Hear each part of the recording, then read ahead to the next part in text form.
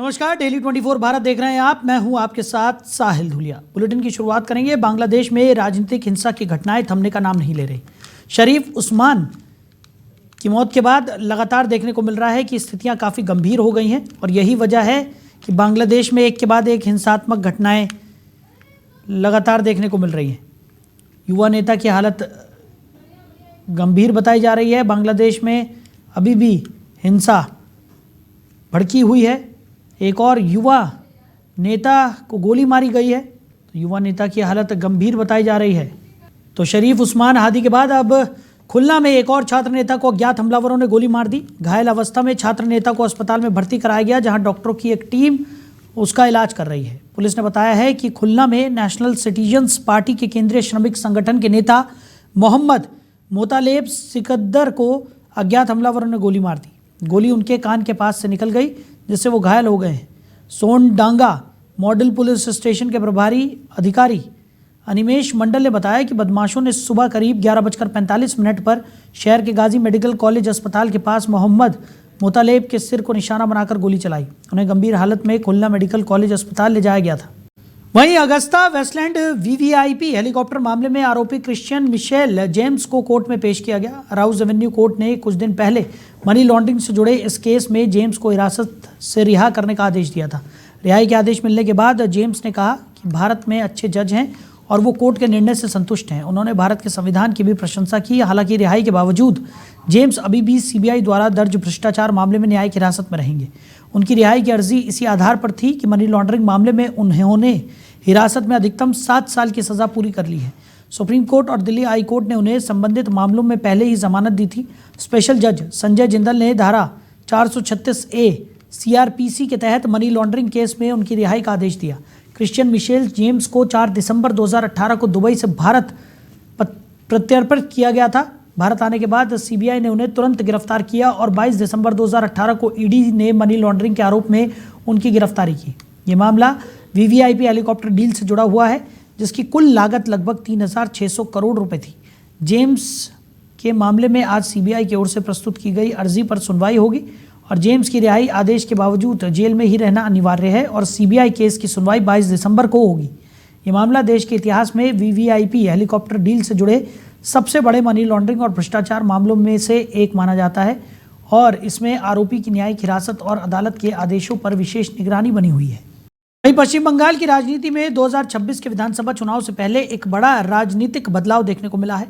TMC से निलंबित विधायक हुमायूं कबीर ने सोमवार को मुर्शिदाबाद के बेलडांगा में एक भव्य जनसभा में अपनी नई पार्टी जनता यूनियन पार्टी की स्थापना की घोषणा की है। इस मौके पर उन्होंने न केवल पार्टी का नाम और उद्देश्य साझा किया, बल्कि ममता बनर्जी की सरकार को सत्ता से हटाने का भी संकल्प लिया। कबीर ने बताया कि उनकी नई पार्टी सर्वसमावेशी दृष्टिकोण पर आधारित होगी और राज्य समिति में कुल 75 सदस्य होंगे, जिनमें से 20% प्रतिनिधित्व हिंदू समुदाय को दिया जाएगा। कबीर ने कहा कि जेयूपी की औपचारिक शुरुआत बेलडांगा से होगी, जो मुर्शिदाबाद जिले की 30 विधानसभा सीटों में से एक है। और राज्य की सत्ता की अगर बात की जाए तो उसको लेकर भी अपनी बात रखते हुए वो नजर आए। उन्होंने कहा कि राज्य की सत्ता निर्धारण में महत्वपूर्ण भूमिका निभाती है। उन्होंने आगामी चुनाव के लिए जल्द ही 5 उम्मीदवारों की पहली सूची जारी करने की भी घोषणा की। अपने चुनावी रणनीति का खुलासा करते हुए कबीर ने कहा कि वो रेजी नगर और बेलडांगा दोनों विधानसभा क्षेत्रों से चुनाव लड़ेंगे और इन सीटों पर ऐतिहासिक जीत भी दर्ज करेंगे। जनसभा में बड़ी संख्या में समर्थक मौजूद थे, जिनके हाथों में AIMIM के झंडे भी देखे गए, जिससे संकेत मिलता है कि कबीर मुस्लिम वोट बैंक में भी प्रभाव बनाने का प्रयास कर रहे हैं। पार्टी के प्रतीकों पर बात करें तो कबीर ने कहा कि उनका झंडा भारतीय राष्ट्रीय ध्वज और टीएमसी के झंडे से प्रेरित होगा। चुनाव आयोग के सामने उन्होंने टेबल को प्राथमिक चुनाव चिन्ह के रूप में रखा है, जबकि जोड़ा गुलाब और नारियल पेड़ अन्य विकल्प हैं। सभा में शिक्षा के प्रति प्रतिबद्धता दिखाते हुए समर्थकों ने शैक्षणिक संस्थान बनाने के लिए 1 करोड़ रुपए दान देने की भी घोषणा की, जो प्रस्तावित बाबरी मस्जिद परिसर के पास स्थापित किया जाएगा। तृणमूल कांग्रेस पर सीधा निशाना साधते हुए हुमायूं कबीर ने भविष्यवाणी की कि 2026 में टीएमसी का बंगाल में शासन खत्म हो जाएगा। उन्होंने ये भी कहा कि उनकी पार्टी राज्य में अगली सरकार बनाने में किंग मेकर की भूमिका निभाएगी। चुनावी समीकरणों को मजबूत करने के लिए कबीर ने सीपीआई, कांग्रेस और आईएसएफ के साथ गठबंधन करने की योजना के भी संकेत दिए। उनके अनुसार ये नया राजनीतिक मोर्चा मुर्शिदाबाद और पूरे बंगाल में एक नया इतिहास रचेगा और राज्य की रणनीति में महत्वपूर्ण बदलाव भी लाएगा। तो इसी खबर पर ज़्यादा जानकारी के साथ, ज़्यादा चर्चा के लिए हमारे मैनेजिंग एडिटर रमेश ठाकुर जी हमारे साथ जुड़ गए। रमेश जी, हुमायूं कबीर की बात करें तो काफ़ी ज़्यादा चर्चाओं में वो रहे जब उन्होंने बाबरी मस्जिद की नींव रखी और अब नई पार्टी का ऐलान करते हुए भी नजर आए। कैसे देख रहे हैं सर? देखिए, जब चुनाव होते हैं और चुनाव से पहले इन तरह की चीजें देखना अब कोई बड़ी बात नहीं है। उत्तर प्रदेश में भी हमने देखा मुलायम सिंह यादव के भाई से जब उन्होंने भी एक अलग पार्टी बनाई, कांग्रेस से जितने भी टूटे लोग उन्होंने चुनाव के समय अलग अलग पार्टी बनाते। और जो कोई नेता जब होता है, जब रुष्ट हो जाता है या नाराज हो जाता है नीतियों से या बड़े नेताओं से, तो इसको मैं राजनीतिक प्रतिद्वंदता ही कहूंगा और ज्यादा कुछ नहीं है। मुर्शिदाबाद में जिस तरीके से बाबरी मस्जिद की नींव रखकर ये चर्चाओं में आए, ये सभी को पता है कि तृणमूल कांग्रेस से निलंबित हैं और वो कसक और वो उनसे खुन्नस अपनी पार्टी से निकालने के लिए कुछ ना कुछ तो वो करेंगे। और रही बात ऐन चुनाव के समय अगर नई पार्टी बना लेना और जिसका कोई मिशन नहीं बता रहे हो, उसका ब्लूप्रिंट भी नहीं बता रहे हो, तो उससे जनता भी क्या तो समझ पाती है, जनता भी ज्यादा इतनी इम्प्रेस नहीं होती है। अब इन्होंने पार्टी का नाम जो सामने निकल के आ रहा है कि जनता उन्नयन पार्टी, जनता सभी जानते हैं उन्नयन का भी क्या मतलब होता है। अगर पुल्लिंग शब्द में अगर इसको देखे, उठाना या फिर उन्नत करना, अब ये तो नहीं बताया ना ये उठाना क्या चाहते हैं, उन्नत क्या करना चाहते हैं। और विश्लेषणिक अगर शब्दों में अगर इसको हम कहें तो ये कहा जाता है कि भाई जिनकी आंख ऊंची होती है, एक शब्द हिंदी के अगर उसमें कहा जाए कि उसको बोला जाता है। अब इस एलिवेशन को किस तरीके से देखा जाए ये तो ही जनता देखेगी। अब 294 सीटों पे अपने कैंडिडेट को उतारने की इन्होंने बात कही जाती है, ये अक्सर हमने देखा नहीं है। जो कोई नया दल अगर बनता है, अब प्रशांत किशोर का आप ले लो, जब अभी बिहार में चुनाव जो संपन्न हुए हैं, उन्होंने भी तो पूरे जितने भी सारी सीटों पे चुनाव नहीं लड़ा पाए थे क्योंकि उनके पास इतनी जल्दी इंतजामात नहीं थे, जबकि वो 2-2.5 साल से वो काम कर रहे थे, जनता के बीच में जा रहे थे। रिजल्ट का क्या रहा आपको पता है, वो तो एक प्रचलित चेहरा है, प्रचलित एक नाम है। उनके सामने अगर हुमायूं कबीर को अगर देखें तो जुमा ये तब आए जब भैया बाबरी मस्जिद के नाम पे इन्होंने एक सीट रख दी जी, एक ईंट रख दी, उसके बाद ही चर्चाओं में आए।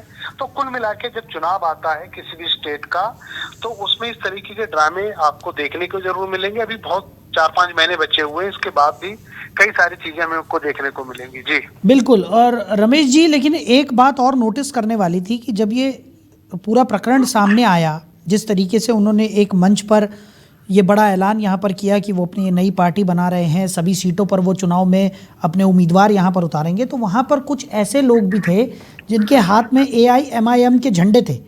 यानी इससे ये भी कयास लगाए जाने लगे कि मुस्लिम वोट बैंक को भी कहीं ना कहीं माफ़ कीजिएगा, अपनी तरफ करने की जो इनकी कोशिश है वो भी क्या रंग लाती हुई नजर आएगी आने वाले चुनाव में। एग्जैक्टली मुझे लग रहा है पूरे इस एपिसोड के लबो लुभाव को आपने अपने क्वेश्चन में लास्ट में बता दिया। देखिए, मुस्लिम कई बहुल क्षेत्र हैं, 24 परगना अगर आप बात करो तो 9 जिले ऐसे हैं जो पूरी तरीके से मैं ये कहूँगा 90-95% मुस्लिमों की आबादी है, तो कोई गलत नहीं होगा।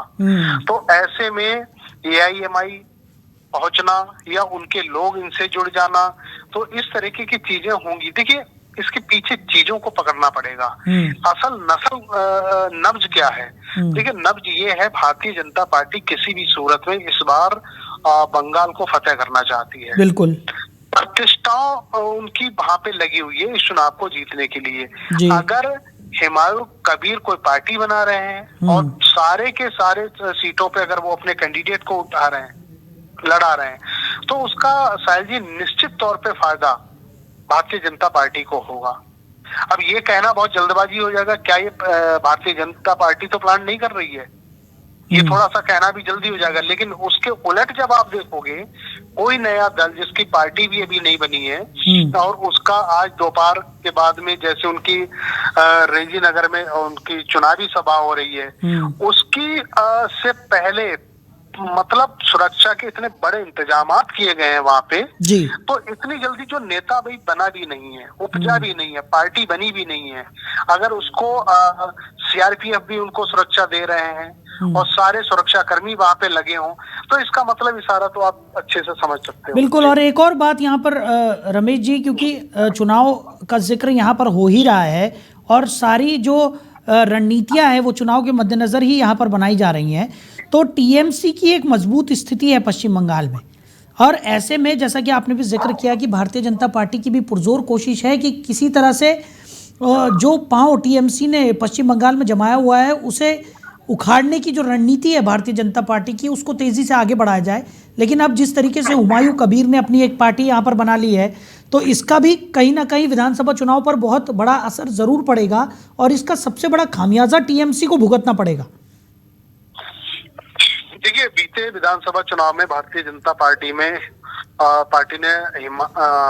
पश्चिम बंगाल के भीतर साम दंड भेद सारी कोशिशें उन्होंने कर ली थी जी। नारा था उनका अब की बार 200 पार।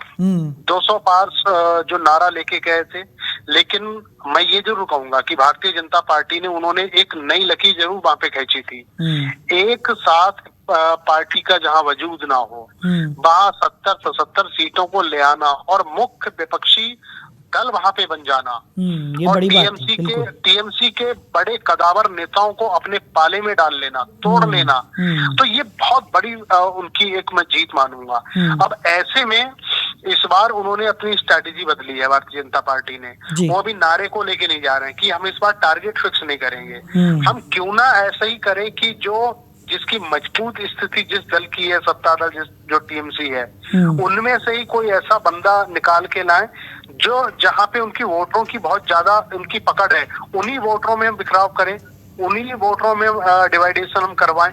तो कुल मिला के मुझे लग रहा है ये कबीर, हुमायूं कबीर जो भी हैं, वो किसी ना किसी दल के मोहरा मात्र हैं। ठीक। अगर वो ये कहें कि मैं चुनाव में लड़के अगर 2-4 सीटें भी ले आऊं, तो ये भी पॉसिबल मुझे दिखाई नहीं देता, क्योंकि अभी हाल फिलहाल में हमने देखा बदलती हुई राजनीति में जब इतना बड़ा चुनावी प्रबंधक जिनको कहा जाता है प्रशांत किशोर, वो जब विफल हो गए, तो कबीर तो आज के उगे हुए नेता हैं। बिल्कुल। और रमेश जी, कहीं ना कहीं हाँ, और सबसे बड़ी बात ये कि एक तरफ तो अपनी जीत का दावा कर रहे हैं, तो दूसरी तरफ किंग मेकर की भूमिका में इस बार नजर आएंगे ऐसा कहते हुए भी नजर आ रहे हैं। तो कहीं ना कहीं उनके खुद के जो दावों में है वो इतना दम फिलहाल नजर नहीं आ रहा, लेकिन आने वाले समय में क्या होता है ये तो देखने वाली बात होगी, क्योंकि टीएमसी का विधानसभा चुनाव इस बार बेहद रोमांचक रहने की उम्मीद हम लोग सभी जता रहे हैं और इस पर भी नज़र बनी रहेगी। अपने दर्शकों को भी हम लगातार इससे अवगत कराते रहेंगे। बहरहाल, हमारे साथ जुड़ने के लिए, इस तमाम चर्चा के लिए सर आपका बहुत शुक्रिया। तो हुमायूं कबीर ने नई पार्टी की स्थापना यहाँ पर कर दी है। मुर्शिदाबाद में नई पार्टी JUP की स्थापना उन्होंने की और पश्चिम बंगाल में बड़ा राजनीतिक बदलाव यहाँ पर देखा जा रहा है। वहीं महाराष्ट्र के सांगली जिले के खानापुर तालुका के भालवड़ी गांव में उस समय अफरा तफरी मच गई जब एक पटाखा निर्माण कारखाने में अचानक भीषण और शक्तिशाली विस्फोट हो गया। तो धमाका इतना तेज था कि उसकी आवाज़ और झटके लगभग 2 किलोमीटर दूर तक महसूस किए गए, जिससे पूरे इलाके में दहशत का माहौल बन गया और विस्फोट के बाद आसपास के गाँव के लोग सहम गए और बड़ी संख्या में लोग घरों से बाहर निकल आए। प्राप्त जानकारी के अनुसार यह हादसा आतिशबाजी तैयार करने के दौरान हुआ। विस्फोट के कारण भालवड़ी गांव सहित आसपास के क्षेत्रों में कई घरों और वाहनों के शीशे चटक गए और ज़मीन तक कांप उठी। इस दुर्घटना में आफ्ताब मंसूर मुल्ला और अमीन मुल्ला गंभीर रूप से घायल हो गए। दोनों को तुरंत इलाज के लिए नज़दीकी अस्पताल ले जाया गया, जहां उनकी हालत नाजुक बताई जा रही है। विस्फोट के तुरंत बाद कारखाने में भीषण आग लग गई, जिसने स्थिति को और भयावह बना दिया। सूचना मिलते ही दमकल विभाग की 2 गाड़ियां मौके पर पहुंची और कड़ी मशक्कत के बाद आग पर काबू पाया गया। हालांकि आग को बुझा लिया गया है, लेकिन विस्फोट से हुए नुकसान और उसके असर से पूरा इलाका अब भी सहमा हुआ है। तो घटना के बाद प्रशासन ने सुरक्षा के मद्देनजर पूरे क्षेत्र को घेर लिया और किसी भी तरह की अनहोनी से बचने के लिए सतर्कता बढ़ा दी गई। साथ ही विस्फोट के कारणों की गहन जांच शुरू कर दी गई, ताकि ये पता लगाया जा सके कि हादसा लापरवाही से हुआ या इसके पीछे कोई और वजह है। वहीं रूस के राष्ट्रपति व्लादिमीर पुतिन को उस समय बड़ा झटका लगा जब मॉस्को में रूसी सेना के एक वरिष्ठ अधिकारी की संदिग्ध कार बम विस्फोट में मौत हो गई। यह घटना सोमवार 22 दिसंबर को सामने आई है, जिसमें सेना के ऑपरेशनल ट्रेनिंग विभाग के प्रमुख लेफ्टिनेंट जनरल फानिल सर्वरोव की जान चली गई। अचानक हुए इस विस्फोट से रूस की सुरक्षा व्यवस्था पर भी सवाल खड़े हो गए हैं और मामले को बेहद गंभीर माना जा रहा है। तो लेफ्टिनेंट जनरल फानिल सर्वरोव रूसी सशस्त्र बलों में एक महत्वपूर्ण और प्रभावशाली पद पर तैनात थे। वो सेना के ऑपरेशनल ट्रेनिंग विभाग का नेतृत्व कर रहे थे, जिसकी जिम्मेदारी सैनिकों की रणनीतिक प्रशिक्षण व्यवस्था और युद्ध की तैयारियों को सुनिश्चित करना होती है। तो ये विभाग रूस की सैन्य क्षमता और रक्षा नीति से सीधे तौर पर जुड़ा हुआ माना जाता है। ऐसे में सर्वरोव की मौत को न केवल एक सुरक्षा चूक के रूप में देखा जा रहा है, बल्कि इसे रूस की सैन्य संरचना के लिए एक बड़ा नुकसान भी माना जा रहा है। फिलहाल घटना को लेकर जांच जारी है और विस्फोट के कारणों का, इसके पीछे की साजिश का पता लगाने की कोशिश भी की जा रही है। वहीं कोलकाता में कांग्रेस कार्यकर्ताओं ने बांग्लादेश में अल्पसंख्यक समुदायों पर हो रहे कथित अत्याचारों के विरोध में जोरदार प्रदर्शन किया। प्रदर्शनकारी बांग्लादेश हाई कमीशन के सामने एकत्रित हुए और वहां नारेबाजी कर अपनी नाराजगी जाहिर की। उन्होंने आरोप लगाया कि बांग्लादेश में अल्पसंख्यकों को लगातार निशाना बनाया जा रहा है और उनके अधिकारों का उल्लंघन हो रहा है। इस दौरान कांग्रेस कार्यकर्ताओं ने अंतर्राष्ट्रीय स्तर पर इस मुद्दे पर ध्यान दिलाने की मांग की और भारत सरकार से भी आग्रह किया कि वो कूटनीतिक माध्यमों से इस मामले में हस्तक्षेप करे। प्रदर्शन शांतिपूर्ण रहा और पुलिस बल की मौजूदगी में संपन्न हुआ। राजस्थान के उदयपुर शहर में अरावली पहाड़ियों से जुड़े विवाद को लेकर सोमवार को विरोध प्रदर्शन देखने को मिला।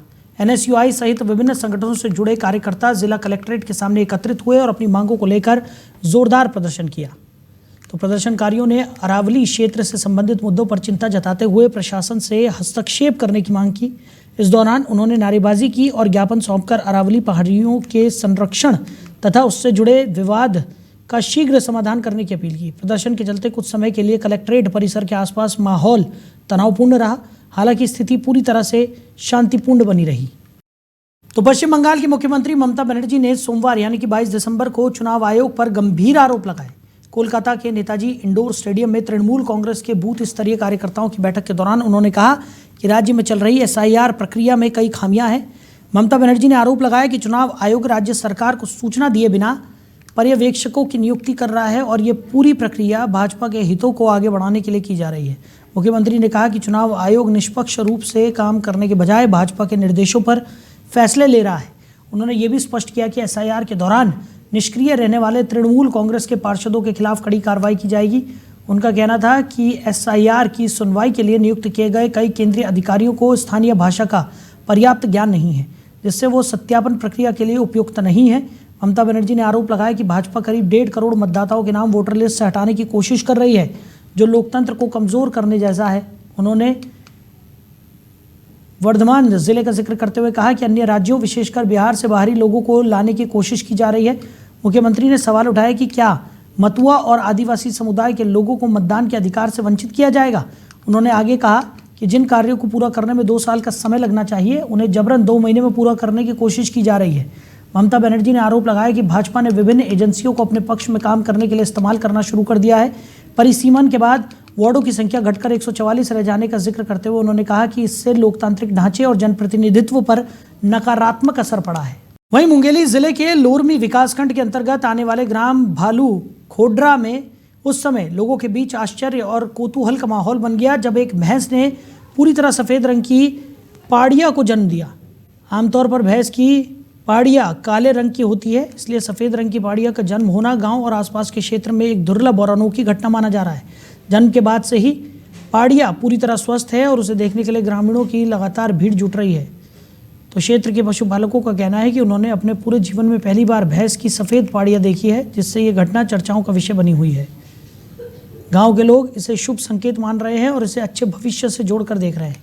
पशु चिकित्सकों के अनुसार ऐसा होना आनुवंशिक बदलाव यानी जेनेटिक वेरिएशन का परिणाम हो सकता है और इसमें किसी प्रकार की चिंता करने की आवश्यकता नहीं है। वर्तमान में भैंस और उसकी पाड़िया दोनों पूरी तरह स्वस्थ हैं और किसी तरह की कोई समस्या सामने नहीं आई है।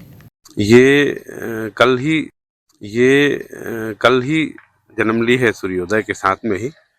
और शुरू में जब हमने देखा, मैं लोरमी से आता हूँ, आया मैं उसी समय जन्म हुई थी, देखा तो मेरे को बड़ा आश्चर्य हुआ कि अरे इतनी सफ़ेद ये पैदा हुई है।